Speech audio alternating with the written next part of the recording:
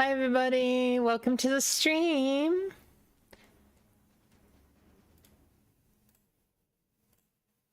We're gonna continue right where we left off yesterday with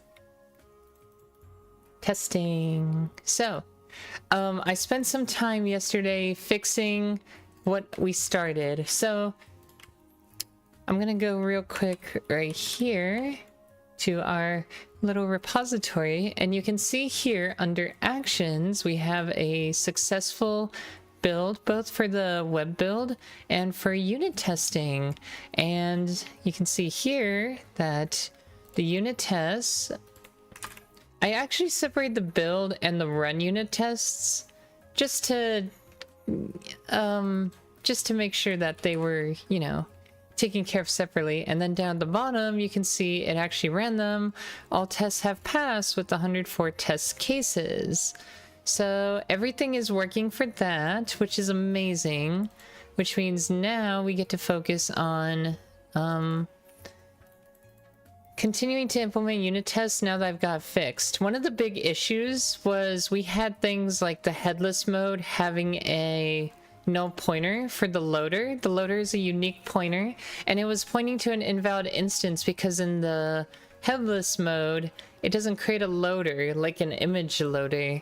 So it was just left hanging there without any way to load like images, and of course it would crash, it would segfault.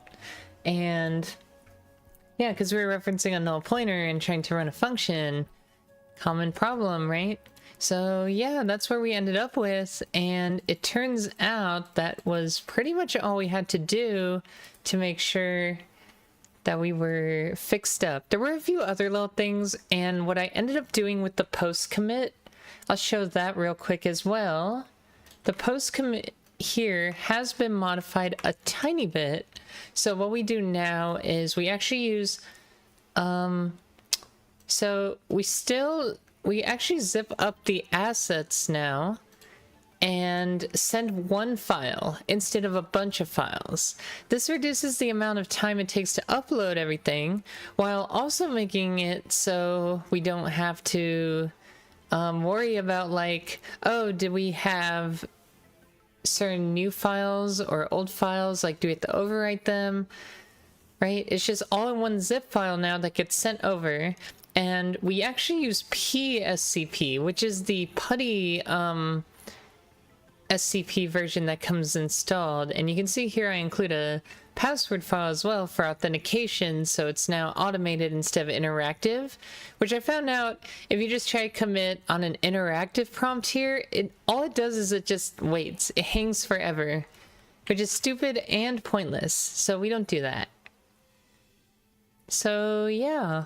And then finally we do an RM to get rid of the zip file. And then on the server side, we run a cron job to constantly check and see if we have to unzip something. And if we do, it unzips it and takes care of that.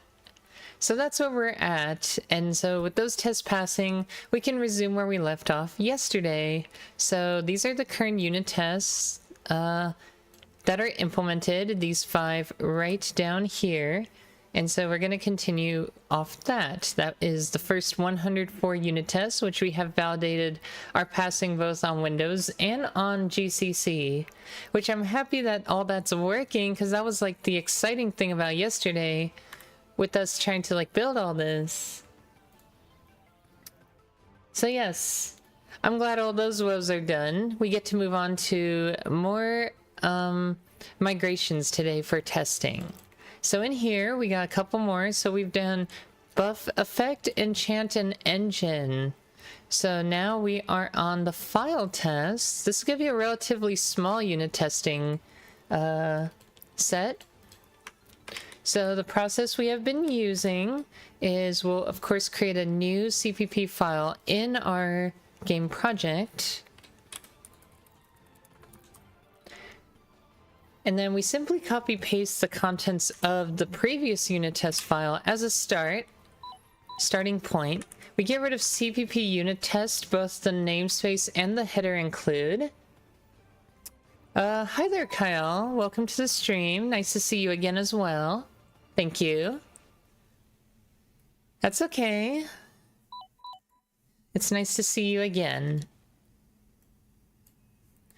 So yes, we were working on implementing a new unit testing framework. We've been migrating all the code from the old unit testing framework to a brand new one, which works very well.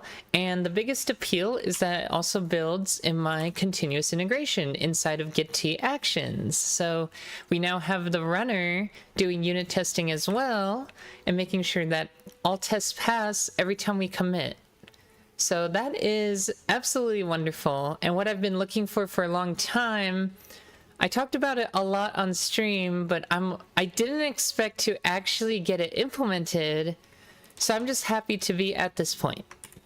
Yes, that is super fantastic.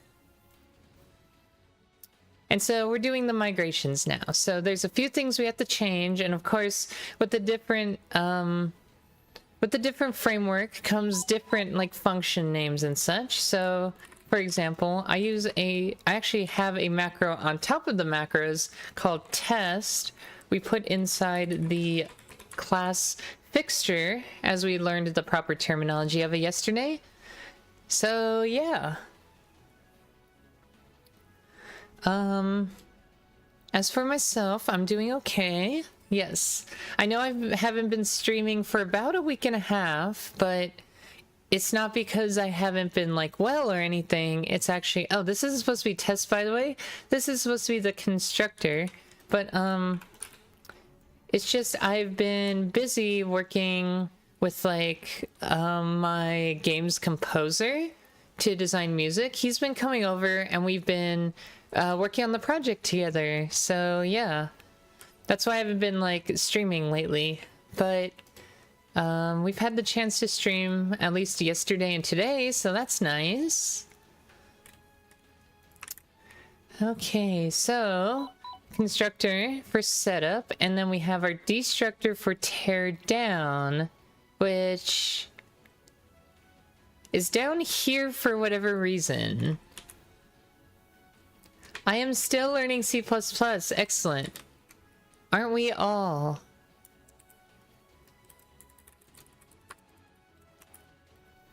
Okay, so constructor and destructor here for setup and teardown of our test class. And then for these, there's only 2 test methods, so this one's relatively easy to do. I won't even have to use the automatic parser this time because yesterday we made like a tool, a very small like tool that modifies, like we basically copy paste our source code into as input, and then it will output like a formatted version, kind of steering towards the new syntax.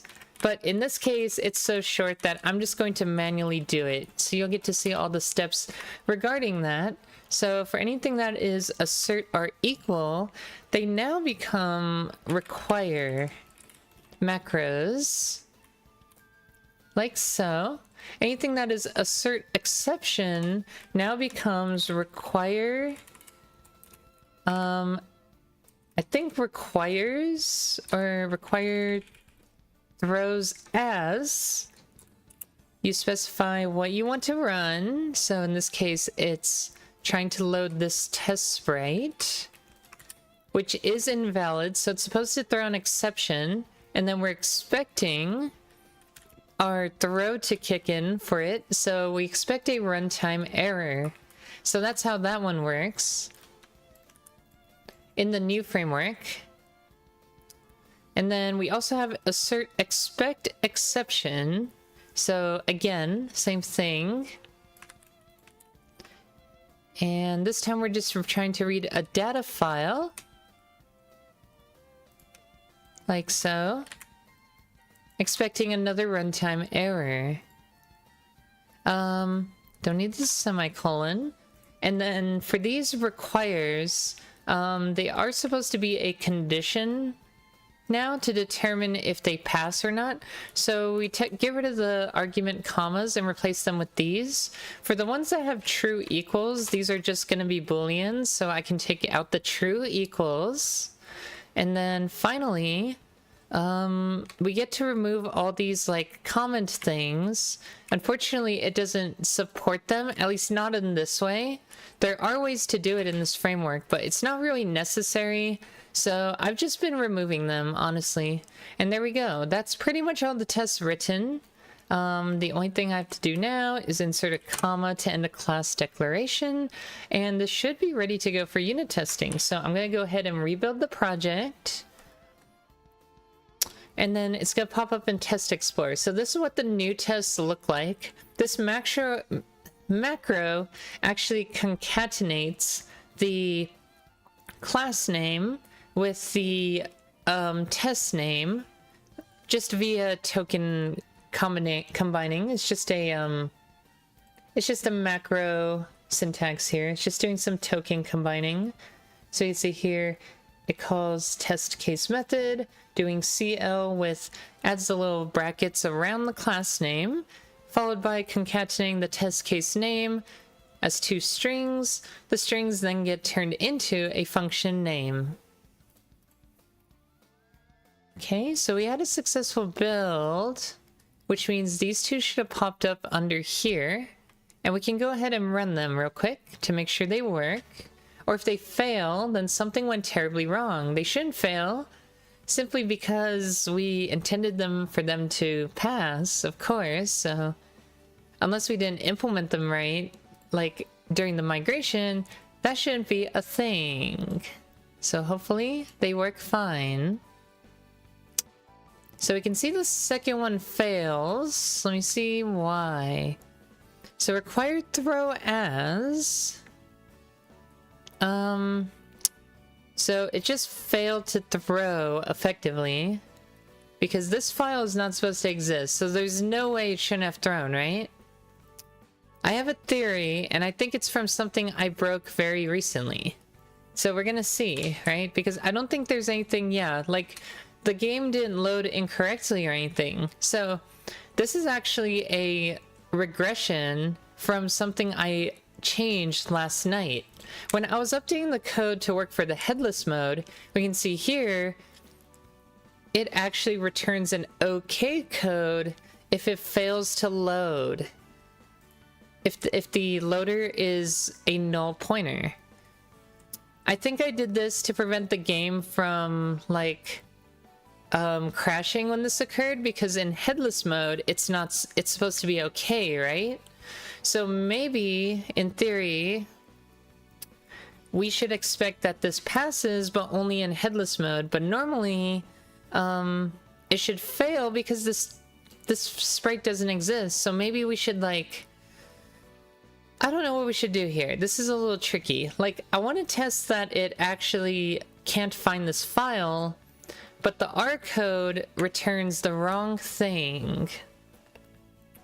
So I'm not sure what I should do here. I think I should change all the calls to this instead so that it's proper. And this should actually return a fail code instead of an OK code, because it doesn't make sense for it to return an OK code when it wasn't okay, right? That doesn't make any sense. So let me look at the enum real fast, make sure it's called fail and not something else. Yeah, so fail is here. So we have no file as well, but we don't really care about that. So essentially, we should expect it to now runtime error because of the fail. Is that true? Like, okay, so if it calls load from file, it should still try to see if the file exists, right? And then if it doesn't exist, that's when it would fail. So it's like, even if we don't load the image, we still want to check if it exists. So here, we can see we have get case insensitive file name. This is going to try and return a path that matches the file name. And if it can't find it, it actually returns a warning. This is the throw that's supposed to happen. It can't find the file. So we're expecting for this function to execute regardless. So I would argue that this needs to actually run in here before returning. And regardless of what it returns, like, I guess we could return okay here because we're assuming a headless mode, but we still want to run it to make sure the file actually exists. So that should fix the logic for that unit test and keep everything still working the way it's supposed to.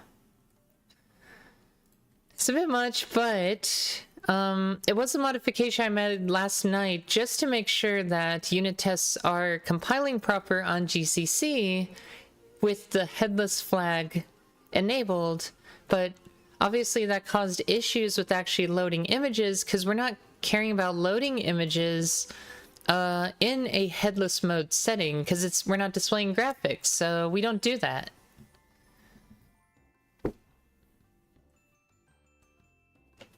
I'm just waiting for it to rebuild now. I modified a major header file, like the actual game engine header file, so we have to recompile the entire thing. So it's just gonna be a minute, but it'll be pretty quick. Also, I noticed my unit test run times have gone way down. Like, they are almost half a second now versus like 2 seconds. And I think it's attributed to not having to load the graphics anymore because now it's running in headless mode. So the loading all the graphics was actually taking forever and is not needed for a unit testing environment. Like, why are we loading the graphics? We just want to see if the graphics exist, and that's really it.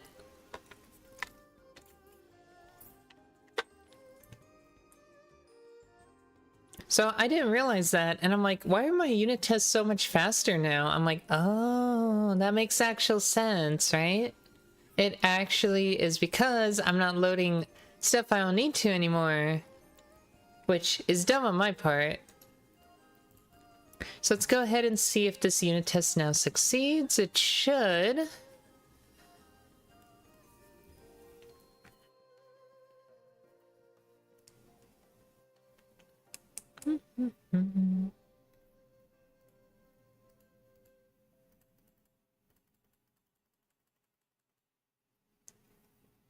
Okay, so now it passes, which is great. And so we can do a commit here that we've implemented the file tests, or migrated file tests. This is release build 13488. Release build 13488. Great. Okay, and then we're on to the next unit test. Like, this is pretty easy, and I'm really happy that it's really not that complicated. Obviously, if we had more unit tests, we would use our little converter thing we made yesterday, but otherwise, yeah. So next up is item tests. So we got 3 more files to do. We're gonna try to knock them out before the end of stream today, which I'm hoping we get to. I'm gonna try adjusting this a little bit. There we go. All right, so item test time. Once again, we're going to add a new CPP file called item tests. Copy paste the contents, and then the first thing we're going to do, remove the CPP unit test framework using call and the include header. Change this to be a class instead. Wrap it around in, well, actually the open brace is right there, so that's fine. And then we close brace around cleanup because that's going to be the destructor. Everything else is going to be outside of the class. Have to get rid of the extra braces. Add a semicolon to the end of that closing brace we added earlier because that's the end of a class declaration. Let's fix up indentation a little bit. And this one will become the constructor for initializing tests, and then we have the destructor here for cleaning up the tests. And then down here, we're gonna fix indentation. Go ahead and replace test method with test. And at the same time, we'll also go ahead and fix up inside a little as well. From the open parens, we'll go ahead and add the item tests class along with a comma and an open quotation mark. So with that, we're also going to replace assert r equal with require.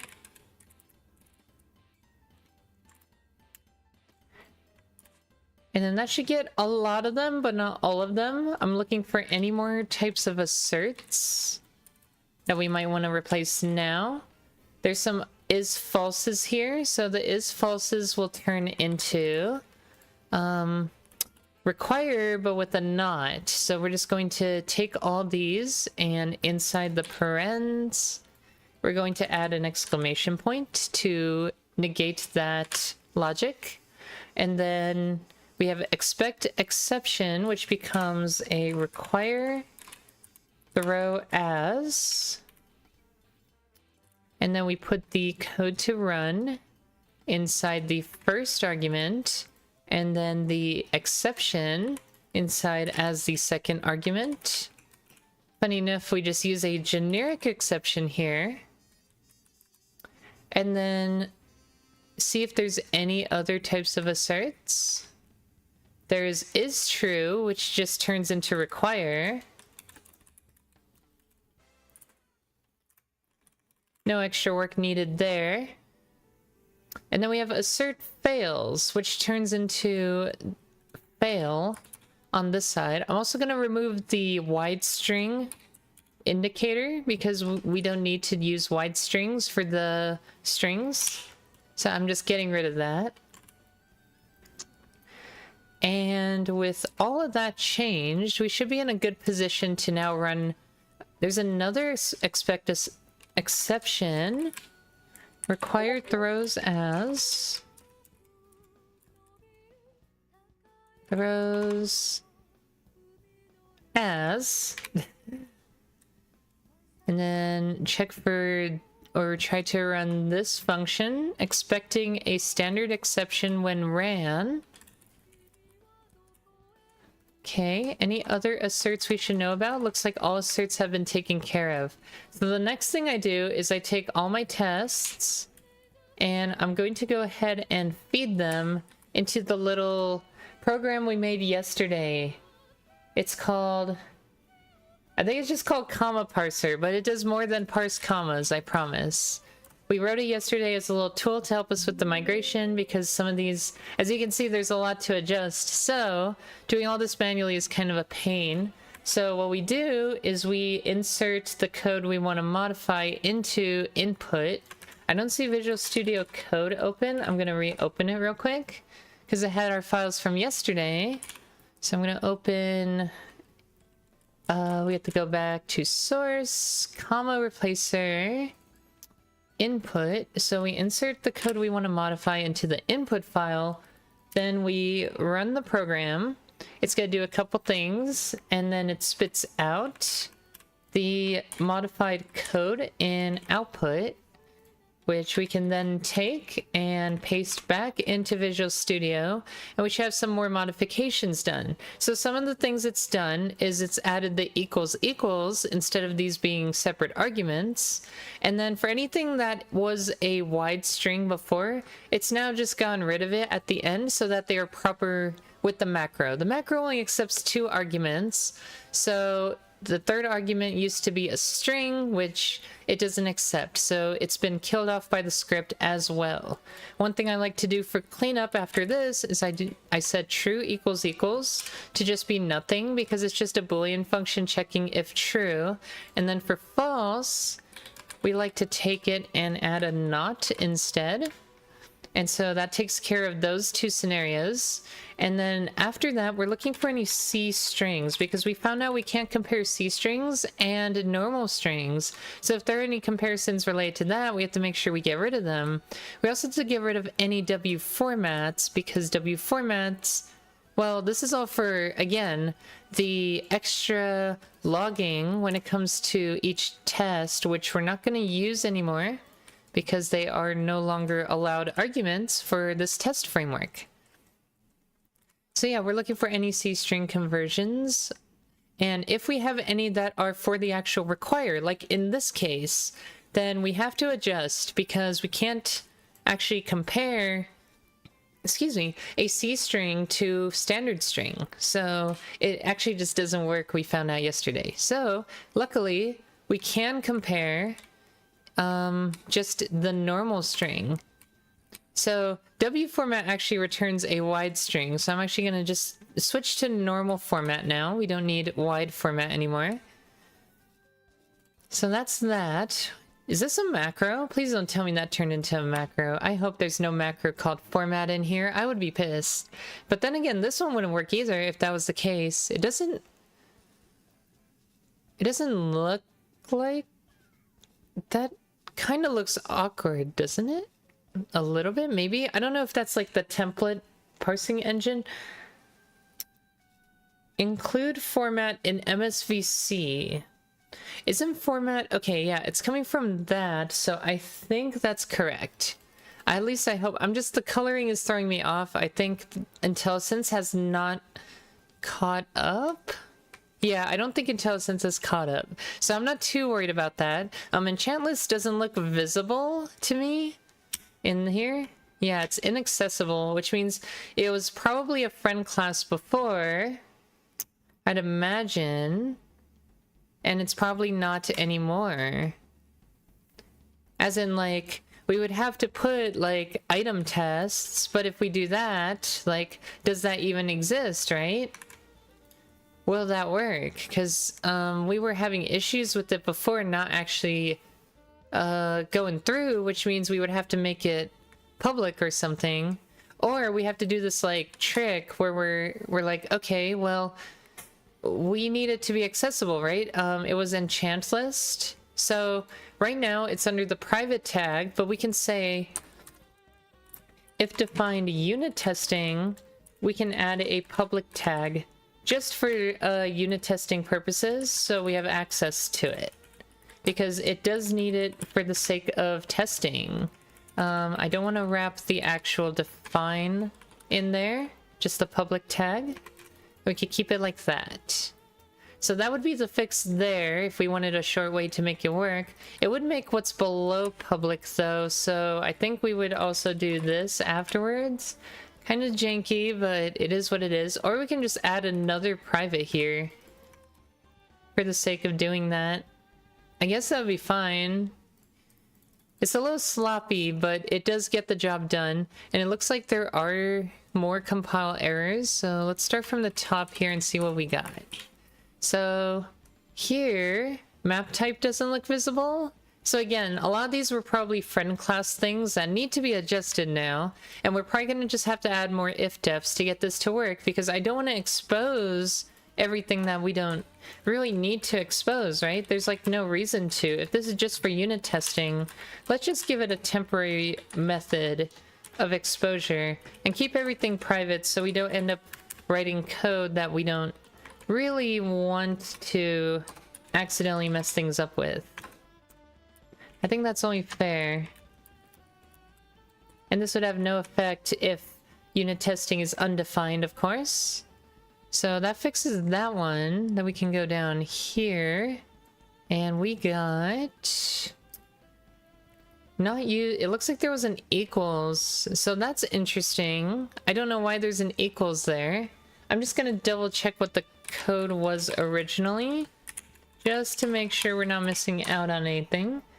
Okay, so yeah, somehow it has an equal sign for no reason. And I have no idea why it did that. So... I must have, like, when I was doing my find replaces, I must have rushed and did something by accident. So then down here, what is going on? That looks fine. Come on, IntelliSense, bear with me here. It says, inventory loadout items used isn't accessible. Okay, that's fair. So we have to go to the inventory class. And once again, looks like we have a friend class issue. So this is for loadout items used. So let's find that. So this is the declaration. And then, as we can see, private again. So ifdef unit testing. I really wish we could macro this. This would save us so much time. But I found out we can't put... macro pre-processing tokens inside of a macro, which is really dumb. I really don't like that we can't do that, but it is what it is. It makes sense why we can't, because it probably makes for very confusing like macros processing stuff. And I think it also like, I was thinking about, I'm like, how would you even parse it, right? You'd have to like do some weird stuff with that. So in that sense, I think it makes sense why that wasn't a thing, but also it would just be super confusing. Okay, so that's fixed. What else we got? Give me more. Give me more. Looks like there's a couple more. So that's a semicolon. Missing semicolon. Okay, there's another equal sign here for some reason. And then, yeah, it looks like it must have been my auto parser thing. Like, it must have saw something and added an equal sign. And I'm like, that's silly. Whoa, what is going on here? This is even weirder. I don't understand how that could have happened. It looks like there's two of these. Yeah, it looks like something got deleted. That's not good. I need to... If my parser is like messing up, then we're gonna have issues. Alright, so what originally was this supposed to be? Maybe it wasn't a require false, it was just... Okay. It looks like originally... We're looking for enchant test check, which is right here.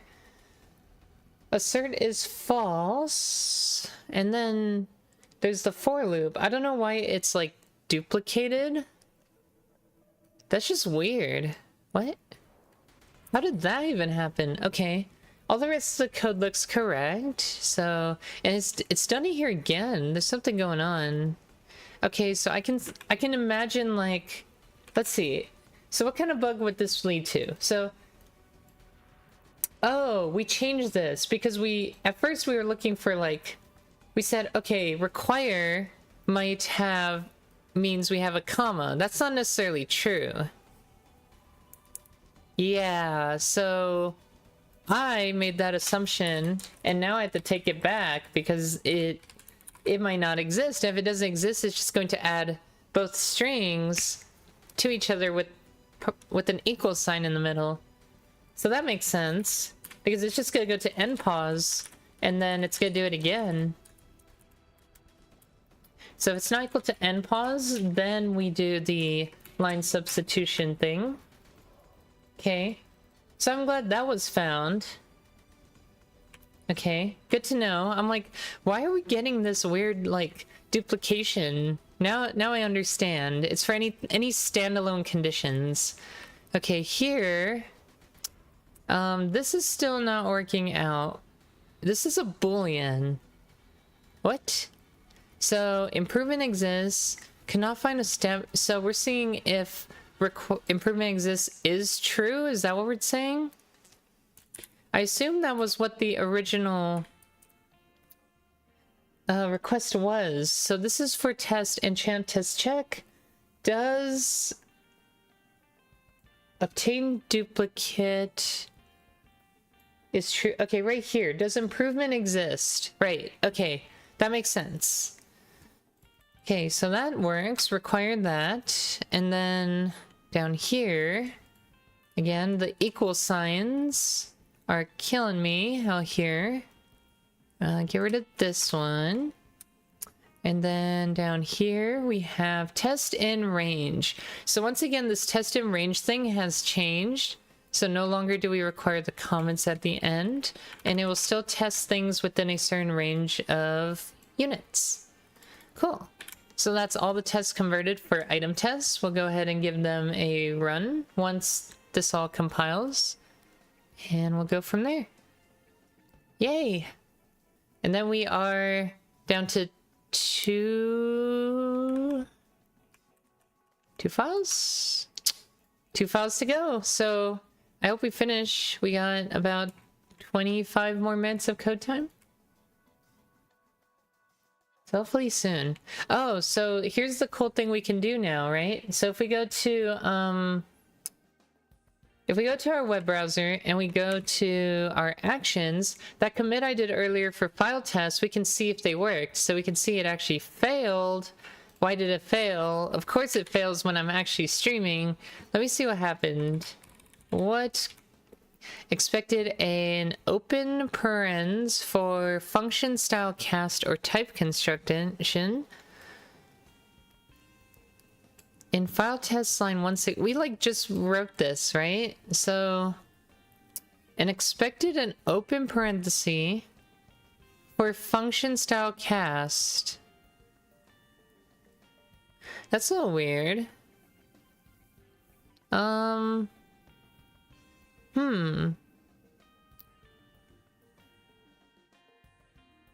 That's a little strange.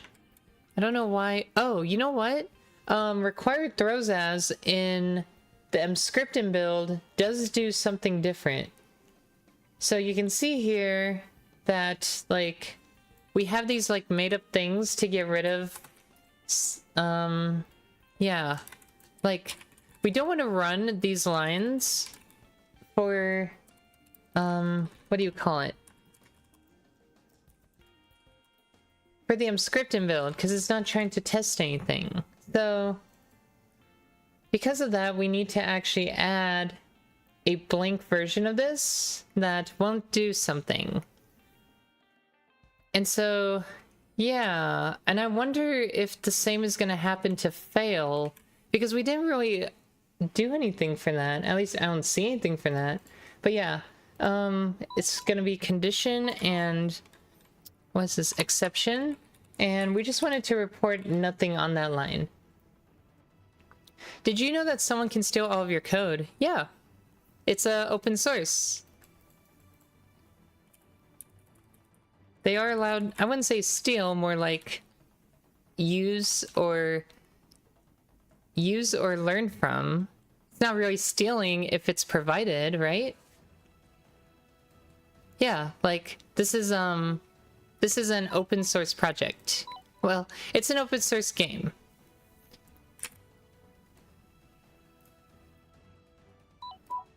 Okay, so we can see the run unit test here failed also, so I'm interested to see what happened there. It's funny that when you add new feature, it breaks another thing. Right. So it looks like the 2 file tests we added did fail here, which is interesting. So now I want to know why. Let me see. So, image loads proper regardless of case sensitivity failed. Oh god. Browser's freaking out from Zoom. Error recursive directory iterator cannot open.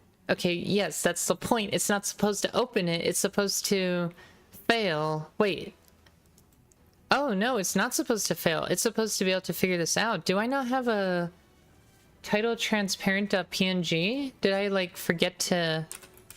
No, we do, right? Like, it should exist. It should know... So the whole point is that test is supposed to test for case insensitivity. That's like the whole point of making this thing. But yeah, it cannot open directory because it can't find it, but it's trying to run the case insens. That's interesting. We're gonna have to debug that one because that's a little bizarre that does that. Yeah. Okay. Well. In the meantime, the build failed. Why'd the build fail? Why'd the build fail? Item test has already been defined in a name to be a namespace. Oh, we have to remove all the references to item tests. Yeah. Like these are all old. So that was for TMX parser. I think that's really all we have to do there. It was just trying to find a friend class in there, and yeah. I mean, I could get rid of this too. That should go away. Realistically. Yeah, like the premise is this game will be released on Steam. Like, it's a commercial game, but it's also open source. So in the sense of people that watch my stream and want to follow along or observe, like, the things I've coded for this project can go in and look at the code. You could try to build the project, but the project doesn't have the commercial assets because I can't legally distribute those. So you're left with a build that you have to supply all the graphics for, essentially, which is like part of the content of the game, so it's like, yeah. That's kind of the premise behind it, but I've always been a big proponent of like sharing code. I don't think there's really a reason to hide code. I think developers that are interested in learning and want to learn things from what I do should be able to look and explore. Because I think I do some awesome stuff and I like to share it with people. It is a really big project, so it's kind of hard to understand, but it's also hard to get into any large project that you haven't written and taken time to learn, right? Like I've been dealing with this code base for over 3 years, so it's natural that I kind of know my way around it, right? Okay, so there's another namespace definition somewhere. Looks like in test defines, surprisingly. Was not expecting this one. Can we load? Thank you.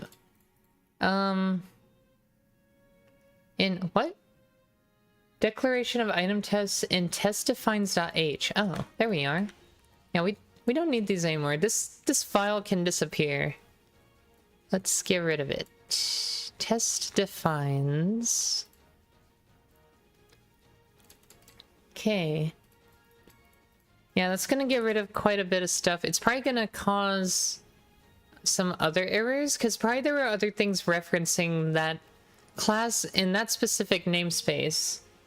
There's also places that actually just open it, so we need to get rid of that in OLC Pixel Game Engine, of course. Let me get rid of these also. The other unused or transitively discovered includes. And util data file, let me see. Util is not a class or namespace name. What? What do you mean?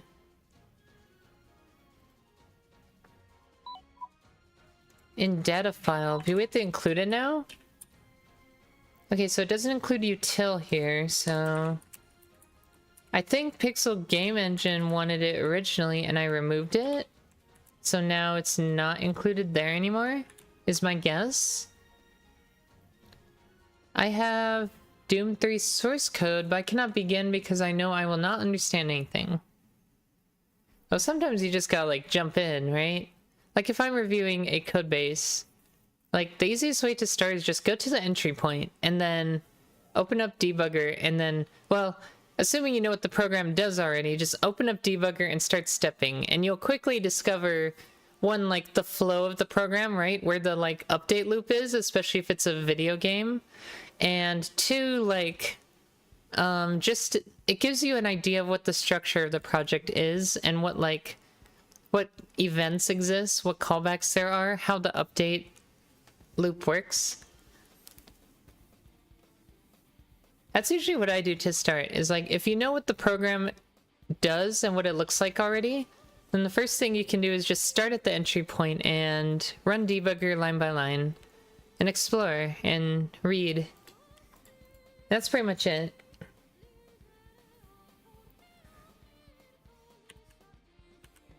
But yes, this is very interesting. So I do have my Linux system booted up, and what I typically do nowadays on this monitor back here is I do picture-in-picture mode. So when I flip this, it's probably gonna freak out on OBS's side, but what ends up happening is I can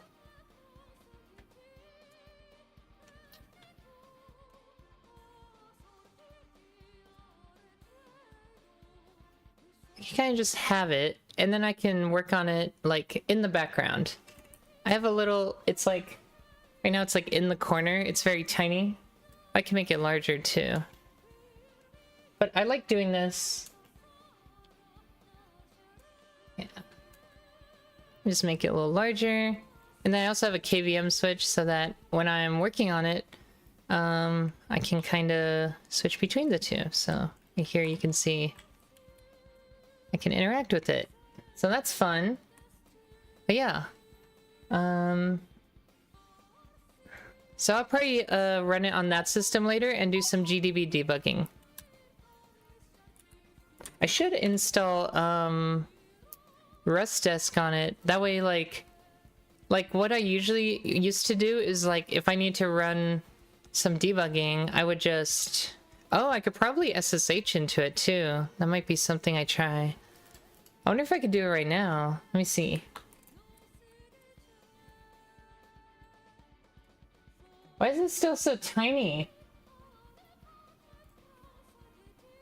My god.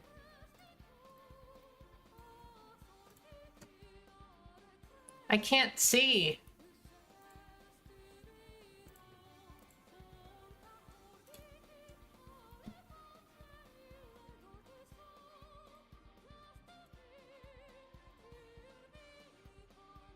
I try to change the scale, but it doesn't work right now.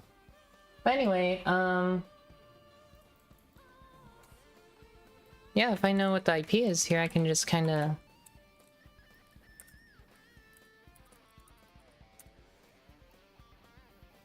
Is it ifconfig? Okay. We're on 184. I don't know if we even have port 22 open, but we'll see. 92.168.1184. Damn. Okay. Well, it's like a simple command to enable it, right? It's like enable SSH port.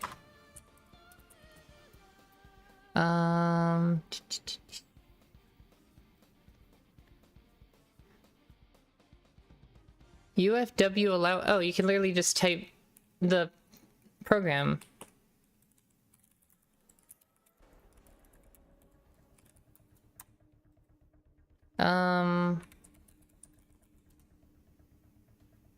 Okay. And then we have to reload.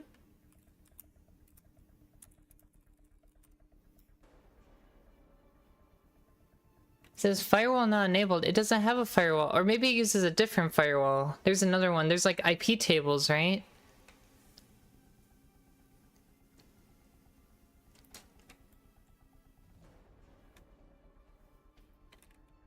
Wait.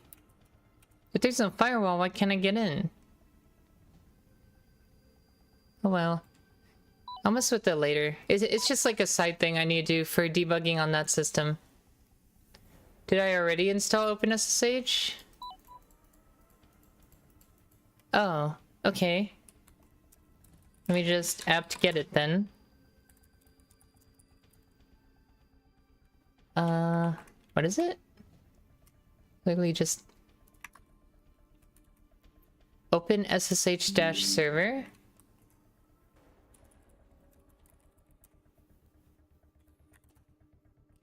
So then, there we go. That's not my username though.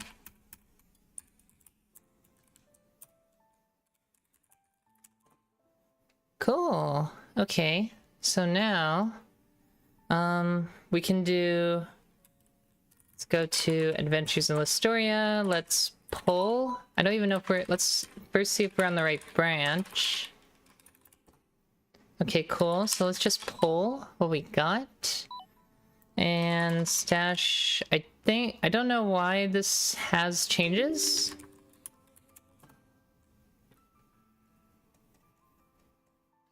That's a lot of changes. What? Overridden by merge run test? Oh, you know what? It was to enable, oh, it was to run in GDB. That's all. Also, I see you don't use attributes like no discards a choice. Oh wait, first question. Why are you using a C cast instead of static cast? It's just shorter syntax, so I prefer it. I don't like the long typing that is required to type static cast. Internally, it's almost the same. I know it's not exactly the same, but my use case for it is the same as what static cast does, so that's what I do.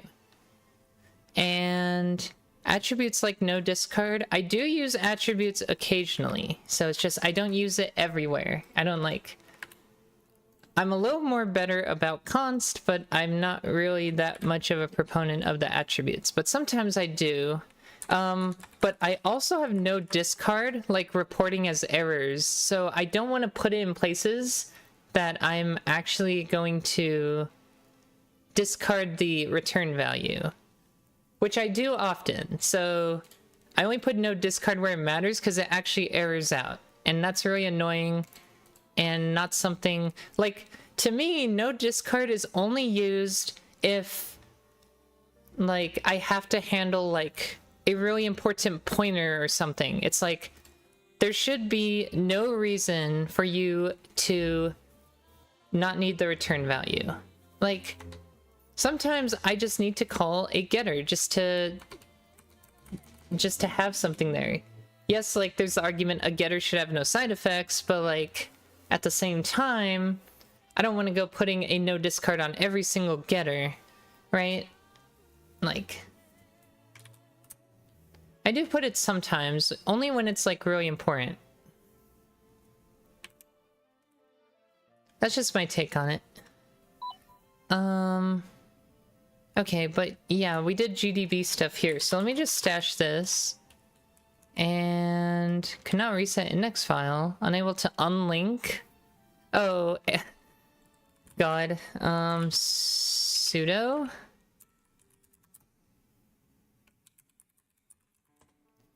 Okay, and then let's do a poll. Get poll. Okay. So what I'm gonna need to do is I'm gonna need to compile this and then run it on GDB and see why the case insensitivity function is causing problems. So that's what I'm going to do on here. I don't really have time for that today on stream, so that might be something for either later off stream or tomorrow. The only important thing I want to get done right now is getting this finished compiling.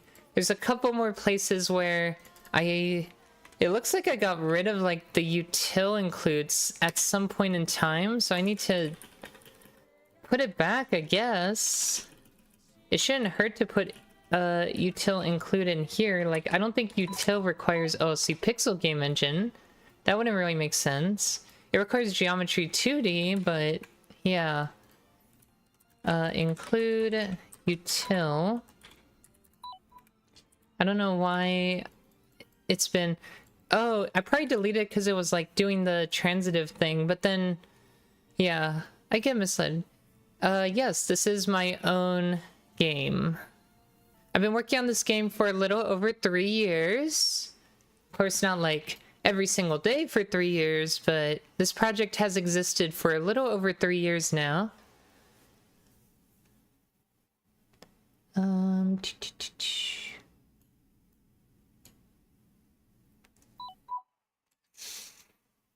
I plan on translating my game from C# to CPP. I'm not looking forward to it. Oh, why not? C++ is great. I'm just kidding. If you're new to C++, good luck.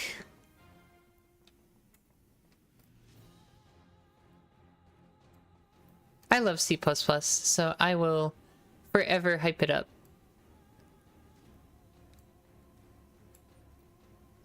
But I've also been using it for 6 years, so I'm very biased.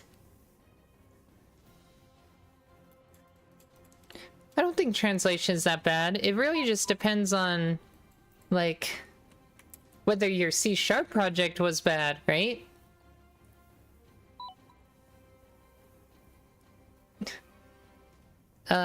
Probably not assembly, though. We talked about this once before. I'm like, there really isn't a reason to use assembly unless you're, like, dealing with old stuff, right? Thread is required. Why did I delete the stuff in here? That was pointless. Let me just like undo that. What did I delete? I deleted CMath, thread, algorithm, C-string, util. Yeah, why did I do all that? That's silly.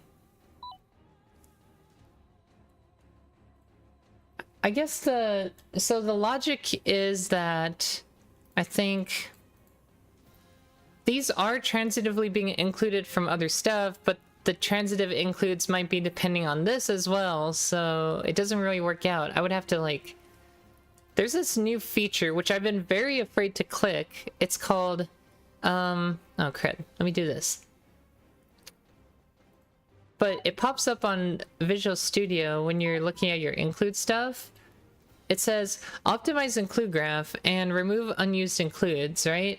But if I do that, I know the includes are organized a certain way to where other includes depended on the includes from this file. So it's like, this button, I think you're gonna have to like, click it for a bunch of files if you want it to be reorganized correctly. So like, if I click it here, I've done this before and I just wanted to see like how it worked, right? I'm just like, oh, it literally did what I did. But then we saw thread was actually required from another source. So now it's going to complain about that. And then, right? Like all these ones I removed because they were transitively included, they actually, depending on the order the headers are included, like whatever the linker chooses to do is like, or the compiler chooses to do, messes everything up. So it's really like, in order to use this feature, you'd have to change everything.